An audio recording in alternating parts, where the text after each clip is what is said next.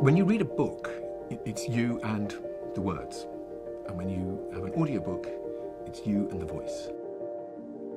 People underestimate sometimes just how much work goes into that preparation before a recording. It's really that ability to transfer words into life. You're not using any body movement or facial gestures, it's purely with the power of your voice. The process of reading an audiobook is a different skill set from almost anything else that an actor has to do. It's not the same as doing a voiceover, it's not the same as doing a documentary, it's not even the same as playing a part in a radio play. It is a completely different set of skills. It's a very concentrated space to really focus on the work. There are no distractions, everything's set up perfectly.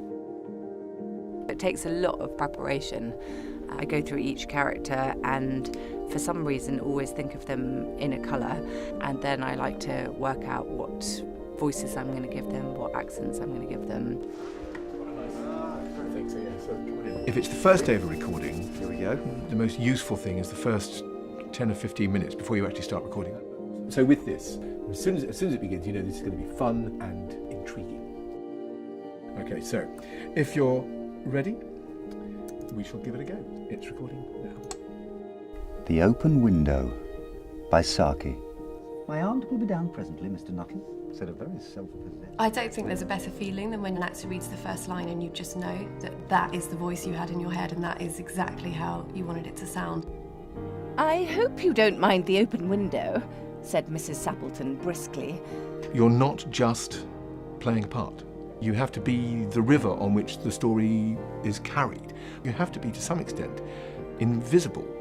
But at the same time, it is your performance that makes that book come to life. Very often the writers are involved in choosing who reads their book, and I feel that's an immense privilege. In a chill shock of fear, Frampton looked in the sea. At its best, I think it's a fascinating journey that you go on through the book with the producer.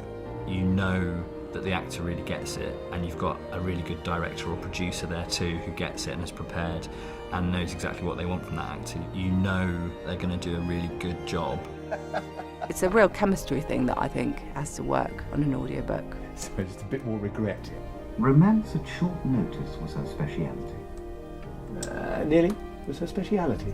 Is that okay? It's recording now. Romance at short notice was her speciality.